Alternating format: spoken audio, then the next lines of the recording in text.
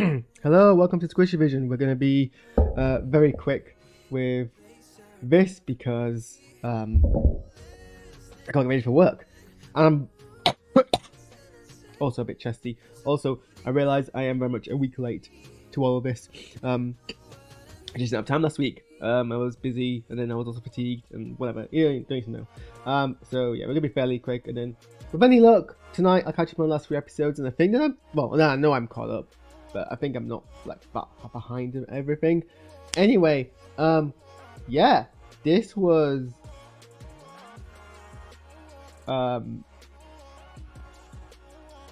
these 2 episodes are strong, especially the last one. Like, first of all, yikes, someone got impaled on a cartoon, like aimed at a wider family audience. I hate saying aimed at children because I don't think anything is or should be preschool, maybe, but children no, because I think you shouldn't talk down to children. Nobody should talk down to preschoolers either, but there's obviously a different level of cognizance. Anyway,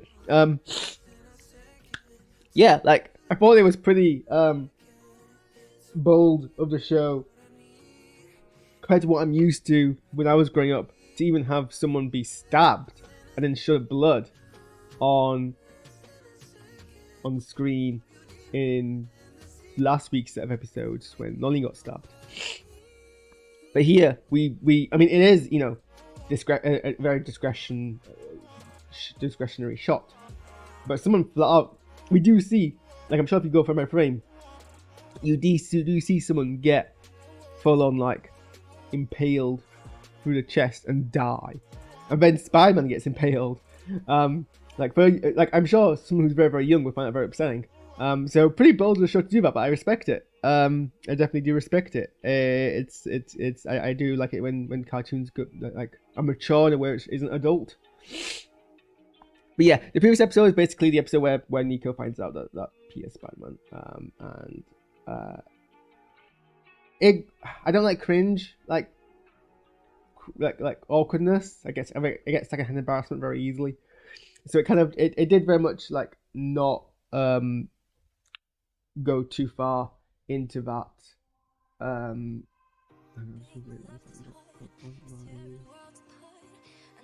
the thing?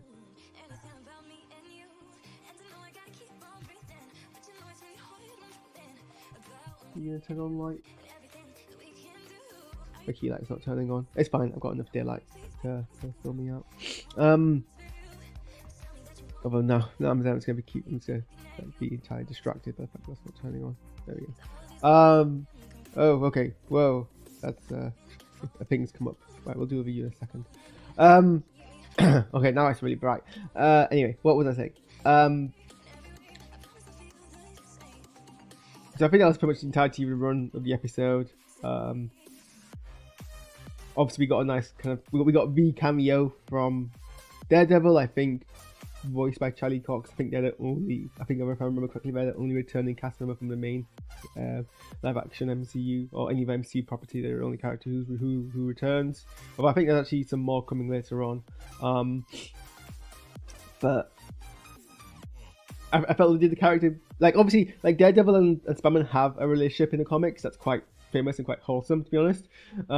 So it's nice kind of seeing. I hope they do more with it, but obviously I don't want Daredevil to be like a main part of the show. But it is a lot like, it is a very compressed version of what I remember watching as a kid when I watched the animated Spider-Man cartoons, where you'd get these like other heroes popping in occasionally. Obviously, because this is a much more compressed show for various reasons, just because of what modern trends are like when you make TV. It's a 10-episode limited kind of series rather than the more. I'm sure, like, well, I remember, like, I'm binging now the X-Men animated series, so I know that the seasons are much longer. So obviously, with a bit more compressed, you're kind of having to throw in much more frequent cameos. You either like it or you don't. But I do. I think this works. I mean, it should be how it works, considering what New York is in the Marvel universe as a pretty like dense area full of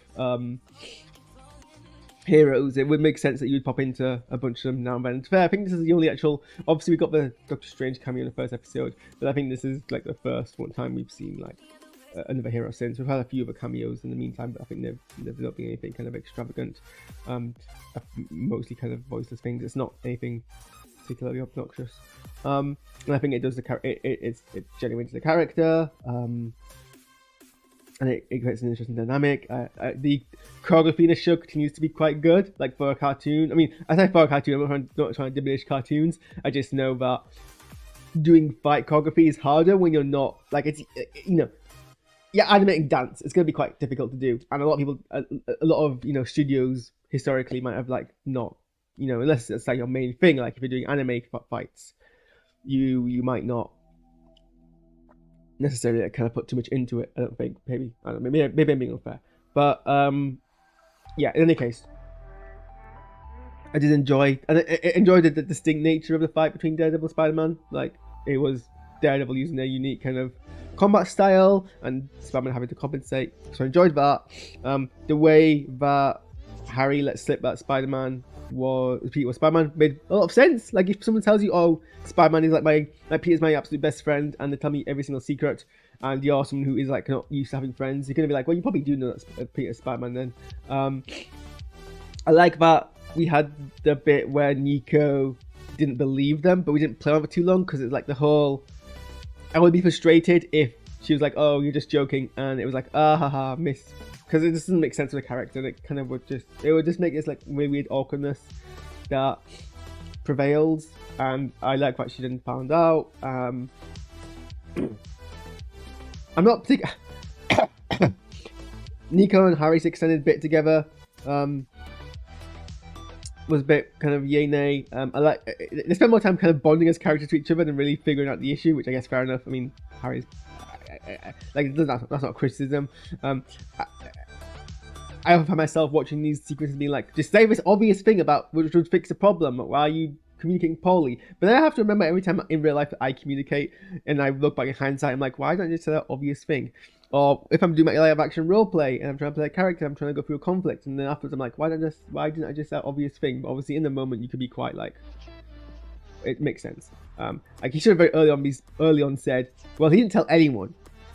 We found out by accident, so we're not super privileged, and he probably just didn't want to like, put you in danger. I mean, he said that eventually.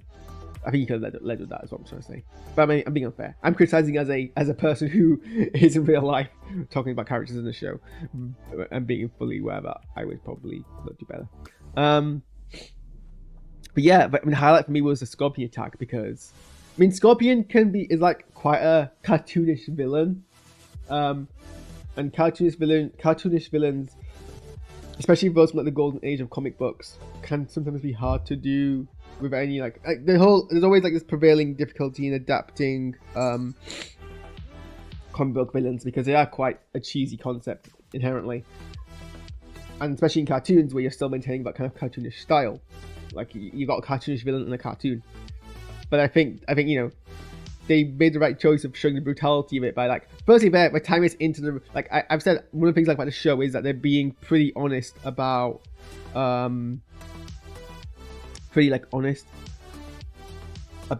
like gang warfare. Not almost maybe unfair because I'm not part of that life, so I can't really say with any certainty. But I think they did do it in a mature fashion, and I think tying in Scorpion to that helps the brutality, the fear of it. So yeah, and the fight sequence at the end was pretty brutal. I like, but they were like he was like struggling. He was not well. He was on the upper edge, but like not having an easy time. And basically, what he did is if it's a typical fight, he barely just won, and now Scorpion's like refreshing their hit bar, and you're going for round 2, and like I could feel that in my bones, especially from like a video game perspective, but like just the tenseness. So I enjoyed that, and we leave off with quite a solid cliffhanger essentially. So anyway, I got to go ready for work. I'm gonna bounce. Hopefully by the time I get back from HEMA tonight, pretty late on, I'll be able to catch up the last 3 episodes. So where's my things? Thanks for tuning in, and get out of my house.